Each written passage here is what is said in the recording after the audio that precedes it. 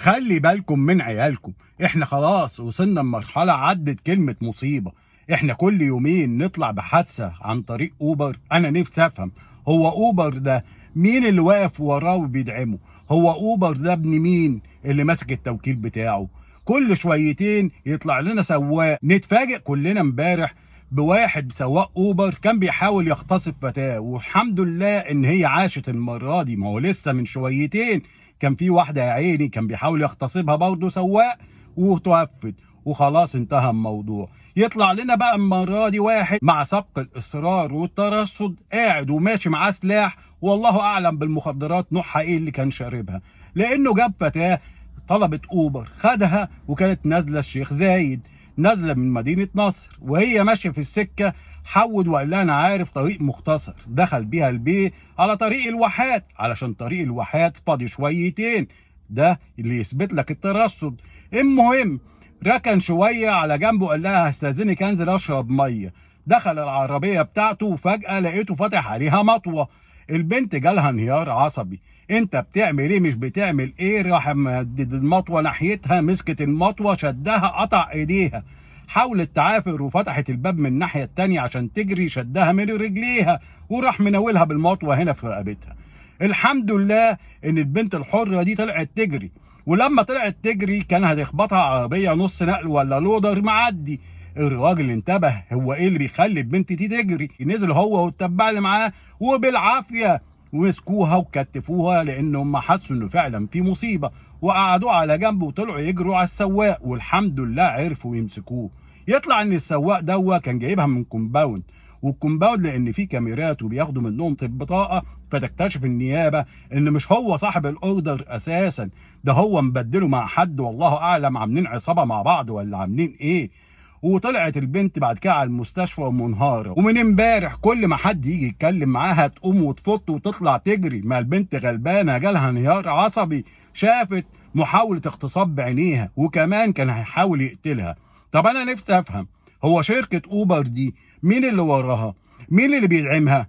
مين اللي كل ما تعمل مصيبه يقول لك لا اصل احنا مش غلطانين دي غلطه السواق؟ سواق ايه يا سيدي؟ انت صاحب المشروع. ما هو سيادتك زي ما بتكسب مليارات المفروض تعمل سيستم وانت المنوط بيه انك تكشف على الناس دي سلوكيا وتنقي ناس يكونوا فعلا مؤتمنين، وتشوف تحليل الدوري بتاعهم بتاع المخدرات. وخصوصا اليومين دول بقى في مخدرات مصنعه بتخرج البني ادم عن وعيه، وياما شفنا بلاوي واحداث كل يومين بتنزل علينا. لكن يرجع كل شويه يقول لك لا اصل شركه امريكا مش عارف بعت جواب وبتتنصل من الموضوع، اصل مش عارف المدير الاقليمي بتاعها هنا في مصر بيقول لك دي غلطه السواق. اي كلام في اي حاجه. طب مين المنوط ان هو يراقب شركه اوبر؟ يعني انا عايز افهم حاجه، لو هم مثلا بتوع مخابز وبيضربوا في الدقيق وزاره التموين، لو هو بيبيع اجهزه كهربائيه ولا اي مصيبه عليه، في النهايه في حمايه المستهلك. لكن اوبر دي كل شويتين تعمل مصيبه ومفيش عليهم رقيب. هو اساسا يبقى ابن مين؟ ده هو كل ما في الموضوع ابلكيشن، فكره في الهوا. لا هو يمتلك عربيات ولا هو معين ناس عنده موظفين عشان ترجع تحاسبه. هو ليه احنا بس اللي عندنا المشاريع دي بتبوظ؟ علشان في طمع.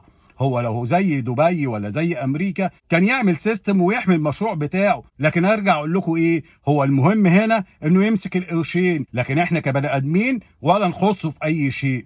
طب انا افهم دلوقتي، انا لما اركب ابني ولا بنتي ايش عرفني اللي قاعد ده مش مختل عقليا وممكن ياخده مثلا تجاره اعضاء، او يكون زي الحادثه دي ويحاول يغتصبها ويرجع يقول لك اصل انتوا اللي غلطانين؟ ما هو انتوا ما تركبوش الاوبر غير لما تتاكد ان هو صاحب الرحله اللي انتوا طالبينها. يا سيدي فاضل، ما هو احنا عندنا مشكله حسن النيه. البنت لقت نفسها في كومباوند وداخل لها واحد وهي طالبه النيله للرحله، لقت بيقول لها انا بتاع اوبر، غلطت وركبت. انت بقى منوط بايه؟ انت بتسلمنا مننا للسواقين؟ يعني انا اعلم ولادي ان هم يشيلوا سلاح ولا مطوه واعلمهم ازاي ان هم يدافعوا عن نفسهم؟ خلاص هتبقى غابه. اللي يعرف يعمل حاجه يعملها، ولو اتقتل السواق بتاع الاوبر فده ما هي خلاص احنا ماشيينها في غابه. وما برجعش اقول ان احنا بنخبط في شركه اوبر، في ناس شغالين، بس مهما كان ان في بيوت مفتوحه شخص واحد يموت ده يعني بالدنيا كلها. حرام عليكم يا جماعة، هو احنا لاقيين ولادنا ولا زوجاتنا دول في الشارع علشان يبقى الواحد يوم ما يركب حد اوبر ايده على بطنه وممغوص لغايه لما يتاكد انه وصل المكان اللي هو نازله. لا اله الا الله. واخيرا والحمد لله رئيس شركه اوبر اتحول لنيابه امن الدوله العليا. يا رب يكون هو ده اخر المطاف، ويا رب فعلا يتخذ موقف ويتلغي منه التوكيل لغايه لما يظهر لنا بني ادم بيفهم يعني ايه يدير مشروع دولي ويعمل سيستم يحمي الكلاينت، يحمي المواطنين. ربنا يستر عليا وعليكم وعلى اولادنا ويرحمنا من شر الناس الطماعين اللي بيفتحوا مشاريع ومش مهم عندهم البني ادمين. السلام عليكم، تتمسوا بالعافيه.